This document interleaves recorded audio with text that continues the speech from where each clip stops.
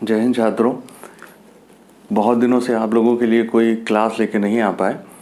कारण था काफ़ी चीज़ें अव्यवस्थित थी, उनको व्यवस्थित करना पड़ा और अब लगभग सारी चीज़ें व्यवस्थित हो चुकी हैं। अब आप लोगों के लिए प्रतिदिन जीएस की एक क्लास का अरेंजमेंट ज़रूर किया जाएगा। तो उसी कड़ी में आगे बढ़ते हुए आज हम लोग बायो से एक टॉपिक लेते हैं जिसका नाम है कोशिका। कोशिका क्लियर है। इंग्लिश में कोशिका को क्या कहते हैं? सेल। इंग्लिश में कोशिका को क्या कहते हैं? सेल। और कोशिका का वैज्ञानिक नाम, कोशिका का वैज्ञानिक नाम होता है साइटो। क्या होता है? साइटो। क्लियर है। साइटोलॉजी में कोशिका को सर्वप्रथम खोजा किसने था? कोशिका की खोज किसने की थी?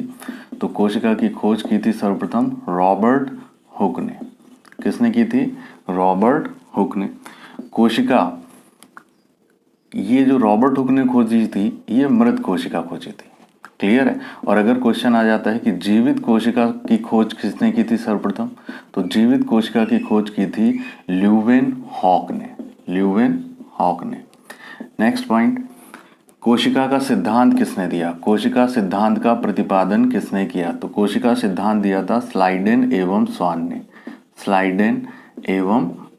ने। किसने दिया था? स्लाइडेन एवं स्वान ने। क्लियर है। तो ये तीन साइंटिस्ट के नाम आप याद रखेंगे। रॉबर्ट हुक सबसे पहले खोजा था, लेकिन इन्होंने मृत कोशिका खोजी थी। ल्यूवेनहॉक, इन्होंने जीवित कोशिका खोजी थी। स्लाइडेन और स्वान ने कोशिका सिद्धांत का प्रतिपादन किया। क्लियर है। अब अगर क्वेश्चन आता है कि बताइए सबसे बड़ी कोशिका कौन सी है, सबसे बड़ी कोशिका कौन सी है, तो आप इसका आंसर करेंगे शुतुरमुर्ग का अंडा। सबसे बड़ी कोशिका कौन सी है? शुतुरमुर्ग का अंडा। सबसे छोटी कोशिका किसकी है? सबसे छोटी कोशिका, तो सबसे छोटी कोशिका है बेटा माइकोप्लाज्मा। किसकी है?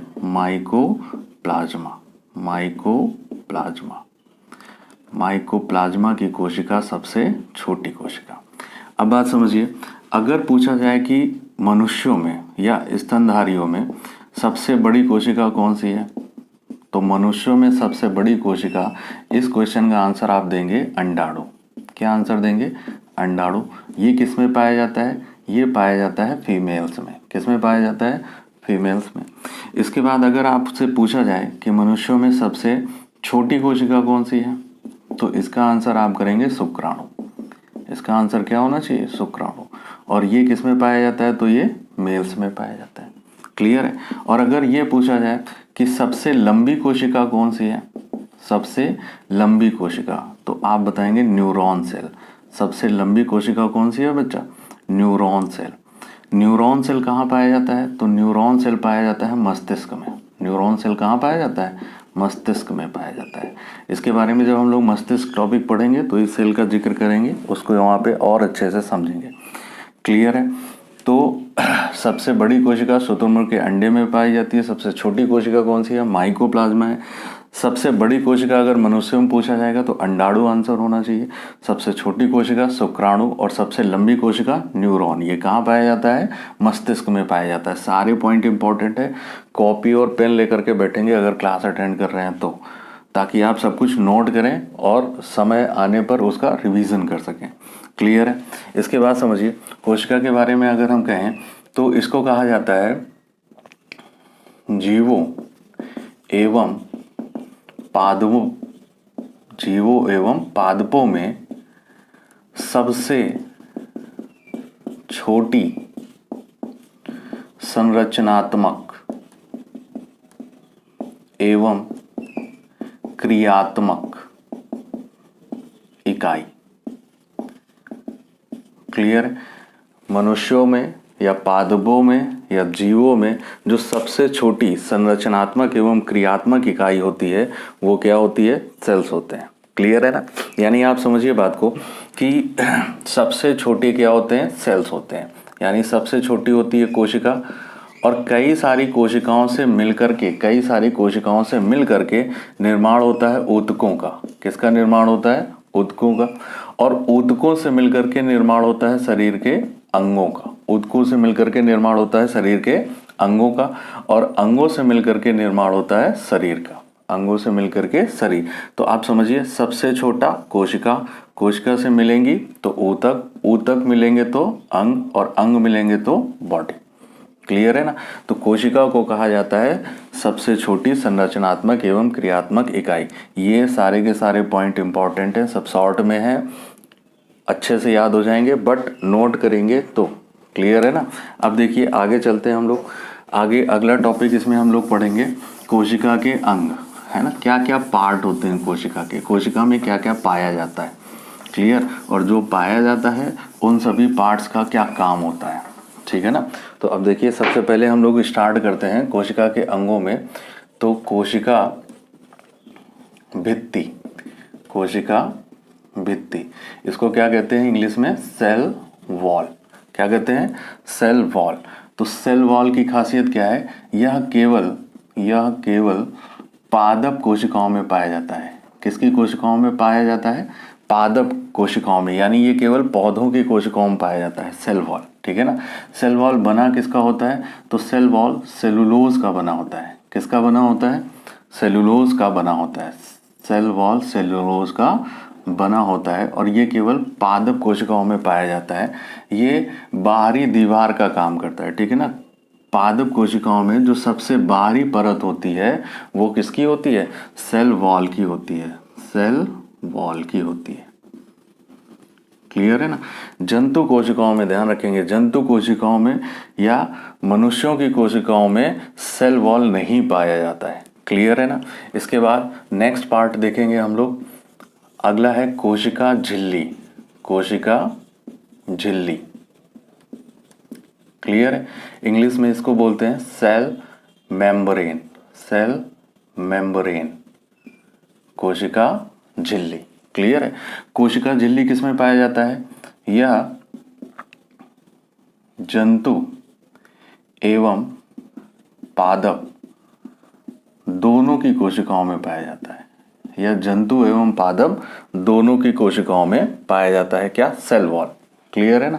तो जंतु कोशिका सेल मेम्ब्रेन से स्टार्ट होगी। जंतु कोशिका किससे स्टार्ट होगी, सेल मेम्ब्रेन से स्टार्ट होगी।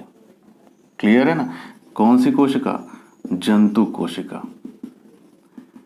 जबकि पादप कोशिका किससे स्टार्ट होगी, पादप कोशिका स्टार्ट होगी सेल वॉल से। क्लियर है ना। इसका मतलब सेल वॉल के अंदर, पादप कोशिका में सेल वॉल के अंदर सेल मेम्ब्रेन पाया जाएगा, सेल मेम्ब्रेन पाया जाएगा, मेम्ब्रेन। क्लियर है ना। सेल मेम्ब्रेन पाया जाएगा, बट ये दूसरी लेयर होगी। पहली लेयर क्या होती है, सेल वॉल की, और जंतु कोशिका में पहली लेयर क्या होती है, सेल मेम्ब्रेन की। कोशिकाओं की बात कर रहे हैं, कोशिकाओं के अंदर ही होती है। दूसरी बात समझिए, यह कोशिका की स्टार्टिंग यहां से होती है। क्लियर है ना। अगला समझिए कि जो कोशिका झिल्ली है वो किसकी बनी होती है, यह प्रोटीन की बनी होती है। किसकी बनी होती है, प्रोटीन की बनी होती है। क्लियर है ना। सेल वॉल किसकी बनी होती है, तो सेल वॉल बनी होती है सेलुलोज की, और सेल मेम्ब्रेन किसकी बनी होती है, प्रोटीन की। क्लियर है ना। जंतु कोशिका में स्टार्ट होगा सेल मेम्ब्रेन से, ठीक है, और पादप कोशिका में सेल वॉल, उसके अंदर पाया जाएगा क्या, सेल मेम्ब्रेन। क्लियर है। अब सेल मेम्ब्रेन या कोशिका झिल्ली के बाद अगला पार्ट अगर हम बात करें तो ये आ जाता है माइटोकॉन्ड्रिया, माइटोकॉन्ड्रिया, माइटोकॉन्ड्रिया। क्लियर है। माइटोकॉन्ड्रिया के बारे में किसने खोजा था, माइटोकॉन्ड्रिया की खोज किसने की थी, इंपॉर्टेंट क्वेश्चन है। तो माइटोकॉन्ड्रिया की खोज की थी अल्टमैन ने। किसने की थी, अल्टमैन ने। माइटोकॉन्ड्रिया की खोज किसने की थी, अल्टमैन ने। ये कोशिका के अंदर की चीज है माइटोकॉन्ड्रिया, ठीक है ना। सेल मेम्ब्रेन के अंदर पाया जाएगा माइटोकॉन्ड्रिया, और इसकी खोज किसने की थी, अल्टमैन ने की थी। माइटोकॉन्ड्रिया का काम क्या होता है, माइटोकॉन्ड्रिया का काम होता है ऊर्जा का उत्पादन। क्या काम होता है, ऊर्जा का उत्पादन करना, है ना। कोशिका के अंदर ऊर्जा का उत्पादन करना। देखिए क्या होता है कि हमारे शरीर में रुधिर है, रक्त है, ठीक है ना, और रक्त में उपस्थित है क्या, हीमोग्लोबिन। रक्त में क्या उपस्थित है, हीमोग्लोबिन। ठीक है ना। तो जब हम लोग सांस लेते हैं, ये श्वसन तंत्र में इसको समझेंगे अच्छे से। जब हम लोग सांस लेते हैं तो ऑक्सीजन के साथ और भी बहुत सारी चीज़ें गैसें अंदर जाती हैं, ठीक है ना। लेकिन जो हीमोग्लोबिन है वो केवल ऑक्सीजन को पकड़ता है और ऑक्सीजन से क्रिया करके ऑक्सी हीमोग्लोबिन बनाता है। क्या बनाता है? ऑक्सी हीमोग्लोबिन बनाता है। ऑक्सी हीमोग्लोबिन बनाता है। क्लियर है? यानी कि शुद्ध रक्त। बात समझे ना। अब शरीर के हर अंग को शुद्ध रक्त की आवश्यकता है। बात समझ रहे हैं? मतलब शरीर के हर अंग को ऑक्सीकृत रक्त की आवश्यकता होती है। क्लियर है ना। तो ऑक्सीकृत रक्त कौन लेके आएगा? हीमोग्लोबिन। अब ये ऑक्सी हीमोग्लोबिन या हीमोग्लोबिन इस ऑक्सीजन को माइटोकॉन्ड्रिया में छोड़ देगा। किस में छोड़ देगा? माइटोकॉन्ड्रिया में। माइटोकॉन्ड्रिया। और माइटोकॉन्ड्रिया की बात करें कि माइटोकॉन्ड्रिया क्या है, तो ये कोशिका का अंग। क्लियर है ना। माइटोकॉन्ड्रिया में छोड़ देगा। अब माइटोकॉन्ड्रिया इस ऑक्सीजन से एक चक्र चलता है। माइटोकॉन्ड्रिया से एक क्या चलता है? माइटोकॉन्ड्रिया के अंदर एक चक्र चलता है जिसको क्या कहते हैं? क्रेब्स चक्र। क्या कहते हैं? क्रेब्स चक्र। क्लियर है ना। इस क्रेब्स चक्र के फलस्वरूप एटीपी का निर्माण होता है। किसका निर्माण होता है? एटीपी का निर्माण होता है। क्लियर है। जब 38 एटीपी मिल जाते हैं तो एक ग्लूकोज का अणु बनता है। 38 एटीपी मिलते हैं तो क्या बनता है? ग्लूकोज का एक अणु। ग्लूकोज का एक अणु। क्लियर है ना। तो 38 एटीपी मिलने से ग्लूकोज का एक अणु बनता है। क्रेब्स चक्र के अंदर की बात है। और क्रेब्स चक्र का मतलब ये है कि जो साइंटिस्ट थे जिन्होंने इसके बारे में बताया उनका नाम क्रेब्स था, तो उन्होंने अपने नाम से इसको रखा। इसके बाद समझिए, जो ग्लूकोज है यही तो हमारे शरीर को ऊर्जा प्रदान करता है। जो ग्लूकोज है ये हमारे शरीर को क्या प्रदान करता है? ऊर्जा। तो अब आप समझें यहाँ पे कि माइटोकॉन्ड्रिया का काम क्या है? ऊर्जा का उत्पादन करता। किस प्रकार से?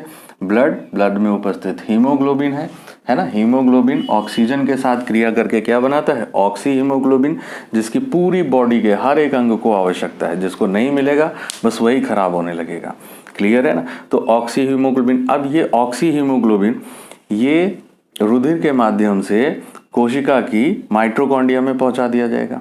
ठीक है। और प्रत्येक कोशिका की, जितने भी बॉडी में कोशिकाएं हैं उन सब की माइटोकॉन्ड्रिया में जाएगा ये।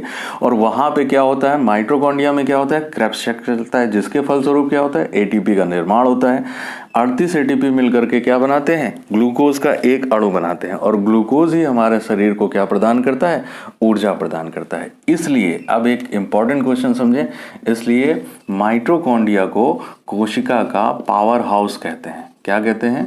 कोशिका का पावर हाउस किसे कहते हैं? ठीक है ना। क्वेश्चन आता है कोशिका का पावर हाउस किसे कहते हैं, तो इसका आंसर क्या होगा? कोशिका का पावर हाउस किसे कहते हैं? माइटोकॉन्ड्रिया को कहते हैं। ठीक है ना। Power house of the cells कौन है? माइटोकॉन्ड्रिया। बात समझ में आई कि नहीं आई? फिर से समझते हैं। कोशिका भित्ति, सेल वॉल, फिर सेकंड पार्ट क्या? Cell membrane. ये जंतु में नहीं पाया जाएगा, ये केवल पादप कोशिका में पाया जाएगा। ये जंतु और पादप दोनों की कोशिकाओं में पाया जाता है। ये सेलुलोज का बना होता है, ये प्रोटीन का बना होता है। माइटोकॉन्ड्रिया की खोज किसने की? अल्टमैन ने की। साइंटिस्ट के नाम भी याद रखते चलेंगे ताकि बाद में याद करने की जरूरत ना पड़े। माइटोकॉन्ड्रिया की खोज अल्टमैन ने करी थी। माइटोकॉन्ड्रिया का काम क्या होता है? ऊर्जा का उत्पादन करना। किस प्रकार से ऊर्जा का उत्पादन हो रहा है? तो ये पूरा का पूरा एक सिस्टम है उसका। क्लियर है। श्वसन तंत्र पढ़ेंगे तब इन चीज़ों को और ज़्यादा गहराई से समझेंगे। अभी इतनी चीज़ें आप समझ लीजिए और यहाँ पे सारी बातें मौजूद हैं। क्लियर है ना। नेक्स्ट पार्ट की ओर आगे